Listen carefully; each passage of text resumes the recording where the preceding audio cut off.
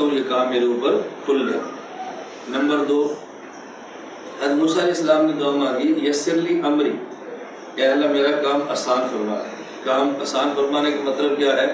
میرے کام کے لیے جو مجھے اسباب چاہیے وہ عطا فرما دے۔ اب امام صاحب نماز پڑھا رہے ہیں، مجمع زیادہ ہے، آواز پچھلی سب تک جاتی نہیں، تو اس کے لیے آپ کیا استعمال کرتے ہیں؟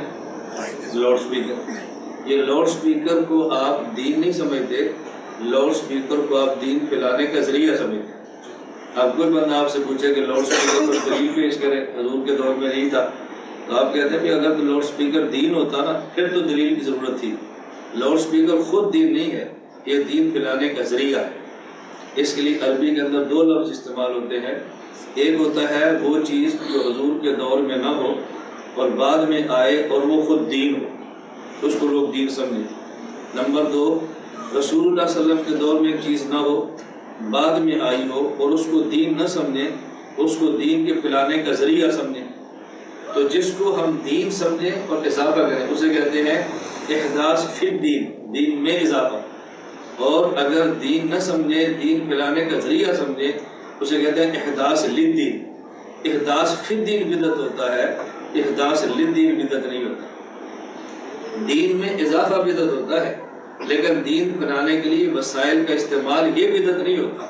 اس لیے اس دور میں جو وسائل آپ کو میسر ہوں اور اس میں گنجائش موجود ہو، اس کا استعمال کرنا یہ شریعت کا اہم تقاضا ہے۔ آپ حضرات گھر بار کے لیے نہیں، میں صرف دین کی بات کر رہا ہوں، آپ تبلیغ کے لیے، علم حاصل کرنے کے لیے، آپ یہاں ہانگ کانگ سے کسی ملک میں سفر کریں تو راستے میں سمندر ہو تو پیدل سفر کریں گے، جہاز پہ سفر کریں گے؟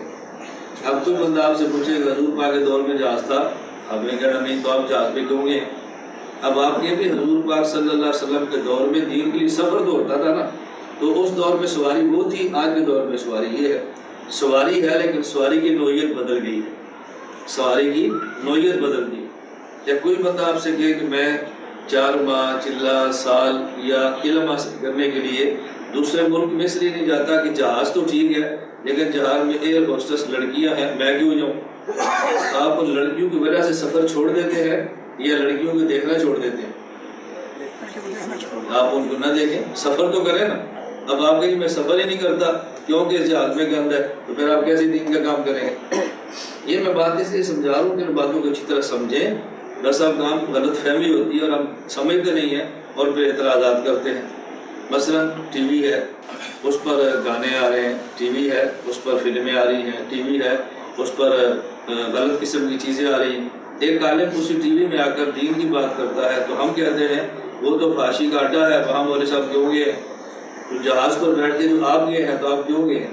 اس میں تو غلط قسم کے لوگ بیٹھے ہوئے ہیں، اس میں تو شراب بھی ہے، شراب ہوتی ہے جہازوں میں، لڑکیاں ہوتی ہیں، ننگی ہوتی ہیں، کیوں گئے ہیں؟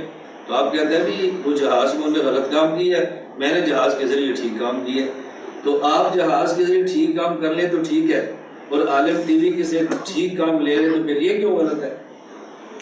میں ایک ساتھی سے پوچھ رہا تھا، میں نے کہا بھی میں وہ تبلیغ والا ساتھی تھا، اس کو کچھ اشکال کا میڈیا پر، تو میں نے ان سے پوچھا کہ آپ جو گشت کرتے ہیں مسجدوں میں یا بازاروں میں؟ مجھے کہتے ہیں بازاروں میں۔ میں نے کہا بازار تو دنیا کی سب سے گندی جگہ ہے، اللہ کے نبی کا ارشاد ہے، تو گندی جگہ پر کیوں جاتے ہیں؟ انہوں نے کہا کہ مولانا صاحب وہاں نہیں جائیں گے تو دین کی دعوت دیں گے کیسے؟ تو میں نے کہا ٹی وی بہت گندی جگہ ہے، ہم وہاں نہیں جائیں گے تو دین کی بات کریں گے کیسے؟ پھر آپ پریشان ہوتے ہیں کہ لوگ جی ڈاکٹر ذاکر نائک کو سنتے ہیں، لوگ جوید خامدی کو سنتے ہیں، لوگ فلاں بندے کو سنتے ہیں، تو بھائی اس کو سنتے ہیں تو ٹی وی دیکھتے ہیں تو سنتے ہیں نا۔ تو آپ نہیں دیکھتے نہ دیکھیں، ہم آپ کو تھوڑے مجبور کر دیں کہ آپ ٹی وی دیکھیں۔ ہمارے یہ کہتے ہیں کہ جو بندہ ٹی وی دیکھتا ہے وہ گانا نہ سنے، قرآن سنے، وہ کسی فلم نہ دیکھے، مولوی کو دیکھے، اور جو ٹی وی دیکھتا ہی نہیں ہے اسے تو ہم نہیں کہتے کہ آپ ہمیں ضرور سنیں، آپ ہمیں ضرور دیکھیں۔ تو میں اس لیے گزارش کرتا ہوں، حضور اکرم صلی اللہ علیہ وسلم عکاظ کے میلے میں جا کے دین کی دعوت دیتے تھے۔ اب میلے میں کوئی دین کا کام تو نہیں ہوتا، لیکن اگر وہاں نہ جاتے تو جو ان لوگوں کو جو وہاں رہتے ہیں ان کو دین کی دعوت کیسے دیتے؟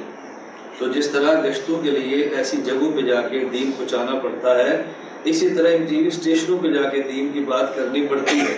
اگر ہم اہل حق کام نہیں کریں گے تو وہاں اہل باطل کریں گے، اور امت پہ حق نہیں پھیلے گا، امت پہ باطل پھیلے گا۔ اگر آپ نے باطل کو روکنا ہے تو اس جگہ پہ جا کے حق کو بیان کر دیں تو لوگ باطل کی بجائے حق کو سننا شروع کر دیں گے۔